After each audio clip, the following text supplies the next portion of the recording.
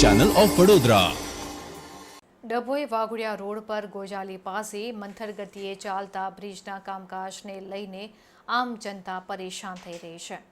Dabhoi Waghodia road પર ગોજાલી પાસે આવેલ બ્રિજનું કામ ચાલતું હોય તંત્ર દ્વારા ડાયવર્ઝન આપવામાં આવ્યું છે, સાથે ભારદારી વાહનોને પ્રવેશ માટે મનાઈ ફરમાવવામાં આવ્યો છે। તેમ છતાં ભારદારી વાહનો પ્રવેશી જતા નાના વાહન ચાલકો અટવાઈ પડતા હોય છે। ત્યારે પ્રયાગપુરા પાસે એક ખેતરમાં 16 વ્હીલની ટ્રક ઉતરી પડતા અકસ્માત સર્જાયો હતો, જેને લઈને મીડિયમ વાહન ચાલકો હેરાન પરેશાન થઈ ગયા હતા। ડભોઈથી વાઘોડિયા વચ્ચે બનતા નવા બ્રિજને કારણે વાહન ચાલકો હેરાન થઈ રહ્યા છે। ત્યારે બ્રિજના નિર્માણને કારણે ડાયવર્ઝન આપવામાં આવ્યું છે, પરંતુ ડાયવર્ઝન ઉપર સાઇનબોર્ડનો અભાવ જોવા મળી રહ્યો છે। ડાયવર્ઝન ઉપર સાઇનબોર્ડ લગાવવામાં આવ્યું ન હોવાથી વાહન ચાલકો અટવાઈ રહ્યા છે।